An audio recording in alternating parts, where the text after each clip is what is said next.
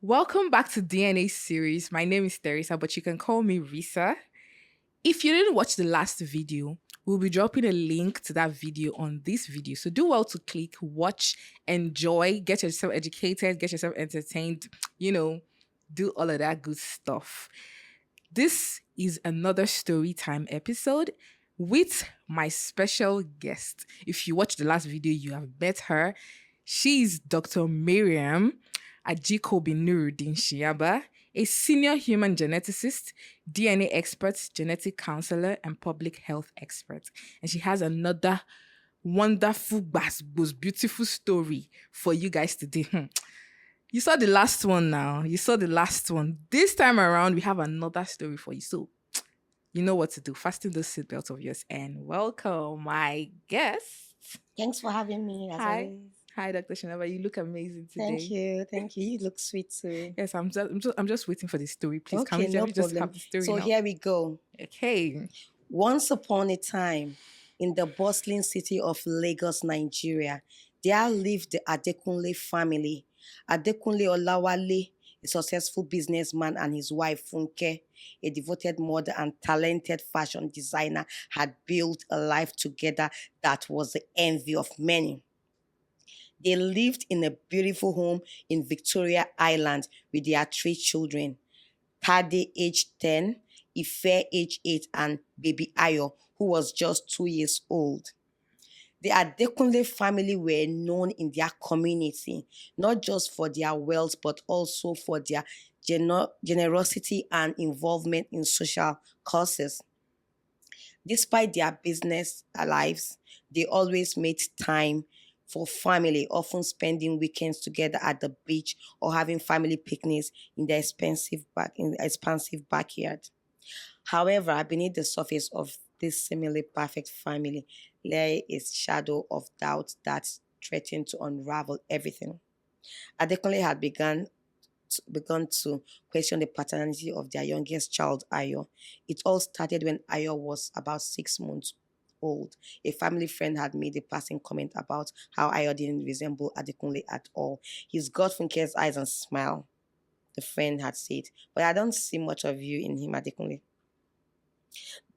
Though the comment was innocent, it planted a seed of doubt in Adekunle's mind. As Ayo grew, the differences in their appearance became more pronounced.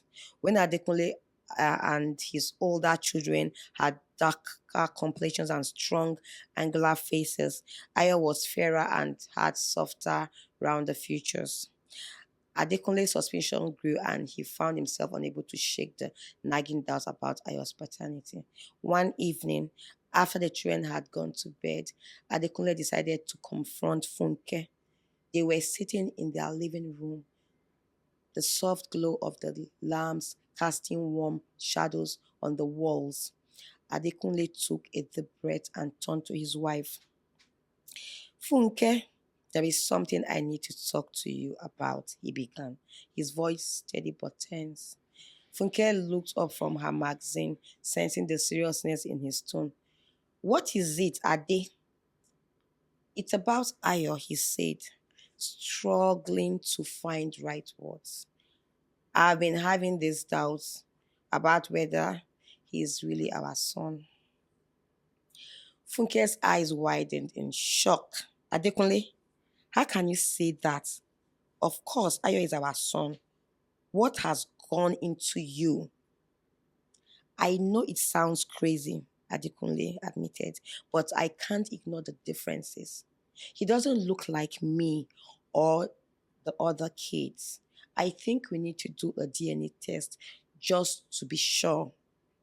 Funke felt a wave of anxiety wash over her and she never doubted her fidelity. But Adekunle's words made her question everything. She knew there had been no infidelity on her part, but the thought of a mix up or some other explanation worried her. After a moment of silence, she nodded. Okay, Ade, she said softly. If it will give you peace of mind, we can do the test. They decided to visit a reputable clinic in Lagos, known for its professional staff and accurate results. They chose a time when the older children were at school, not wanting to alarm them with their concerns. The process was straightforward. They collected samples of Adekunle's and Ayo's and sent them off for analysis. The wait for the result was excruciating, filled with tension and unspoken fears. During this period, Adekunle became increasingly withdrawn, spending long hours at work and avoiding conversations with Funke. Funke, on the other hand, tried to maintain a sense of normalcy for Tade and Ife's sake, but the uncertainty weighed heavily on her. She found herself questioning everything, wondering if there was some truth to Adekunle's suspicions. Finally, the day of reckoning arrived. Adekunle received a call from the clinic informing him that the test results were ready. He and Funke decided to go together to collect the results, wanting to face whatever came next as a united front. They arrived at the clinic, their hearts pounding with anxiety. Dr. Tokumbo, the neurologist, greeted them with a warm but professional demeanor. Mr. and Ms. Adekunle, he began, I have the results of the DNA paternity test here. I understand this very sensitive matter, and I want to assure you that the results are accurate. Adekunle and Funke exchanged a tense glance, each holding their breath. Dr. Tokumbo they said the test results confirmed that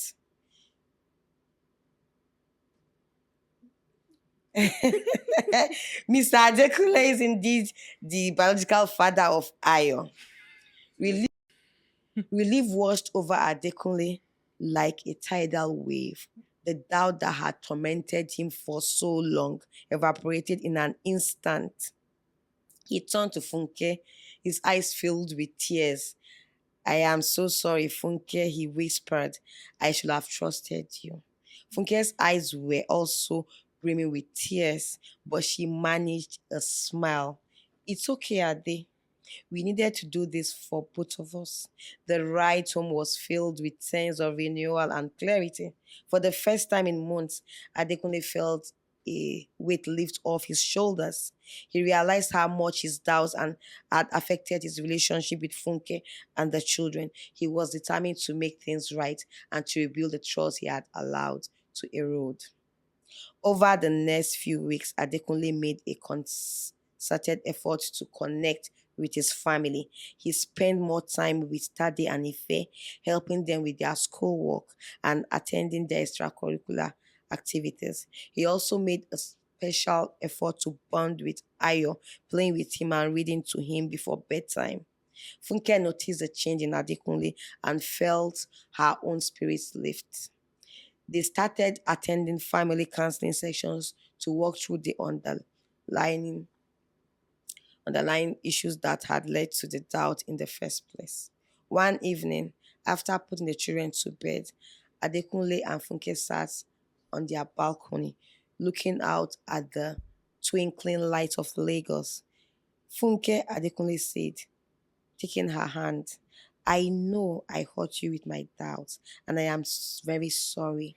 I promise to never let anything like this come between us again. Funke squeezed his hand, her heart full of love and forgiveness. Ade, I understand why you felt the way you did, but we are stronger now and we will face whatever challenges come our way together. Life gradually returned to normal for the Adekunle family.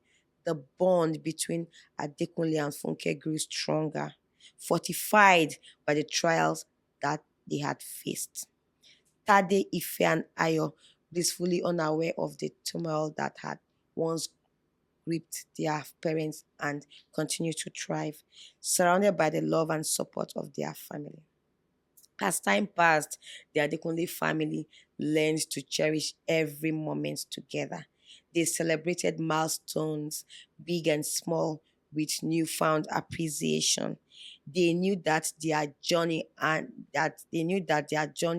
not been an easy one, but it had brought them closer and tough and taught them that the value of trust, what value and trust is in communication. In the years that followed, Adekunle and Kunle and Funke, sorry, often reflected on the events that had tested their marriage. They realized that it was their unwavering love and commitment to each other that had seen them through the darkest times. And so, in the vibrant city of Lagos, the Adekunle family continued their journey, confident in the strength of their bond and the bright future they lay ahead.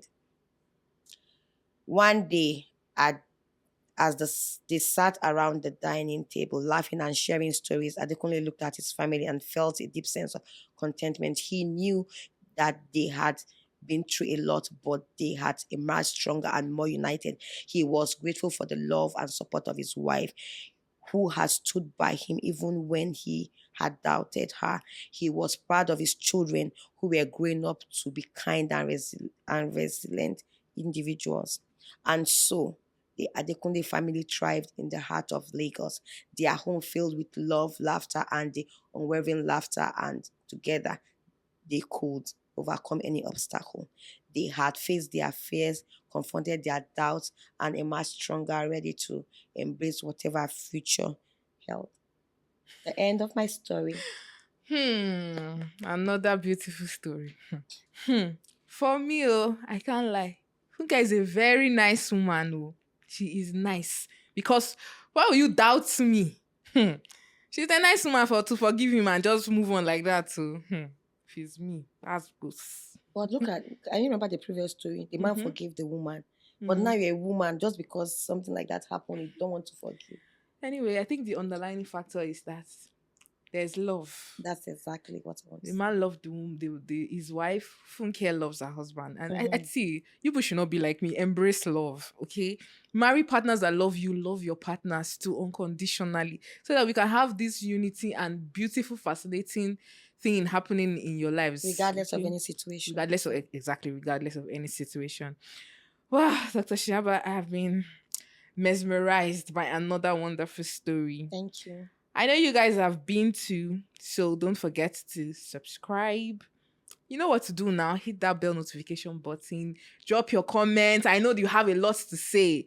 Drop all those comments, undiluted comments. Drop them. Let's discuss. Let's chat on the comment section, okay? Subscribe, share the video to, do all the wonderful things so that this video can gain traction, okay? Till our next time. Stay beautiful, stay amazing, stay jiggy, and this is the stage, this is the channel for you for all these beautiful gospel stories. Okay, this is me signing out. Love you guys. Bye, everybody.